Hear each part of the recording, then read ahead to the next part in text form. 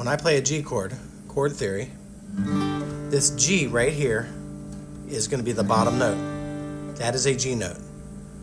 The next note down is a C note. The next note down from that is a F note. This is G, this is C, this is F. So G, C, F. So G chord, then I go down one, whatever kind of chord it's going to be a C something. C add 9. Okay? This is going to be like a F add 9-ish. Okay, but it is F. It is F, that is an F note. This is a C note, so when we see it,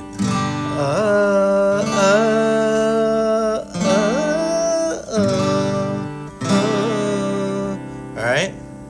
These fingers do not move until we get to the raw D chord at the end of that section, which is.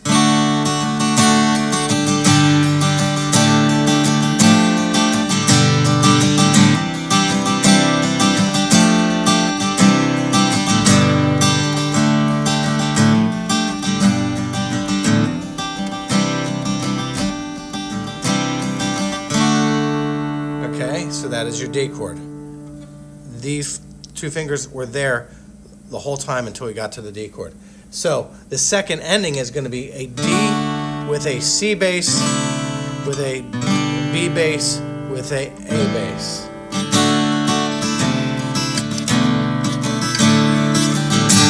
You got to hide your love away.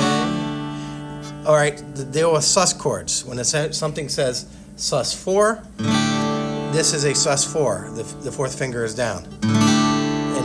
And when it comes to a D chord, D sus4, D. If I'm sus2ing, I lift my second finger.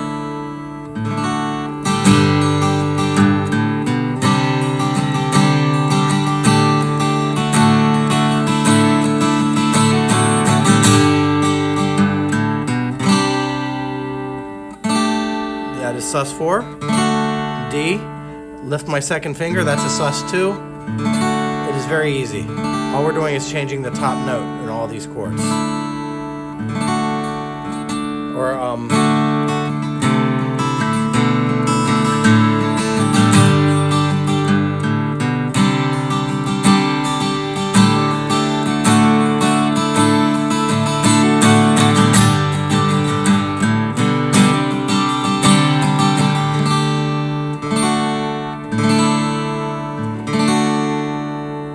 all right, so that is chord theory as it applies to John Lennon's rhythm guitar playing.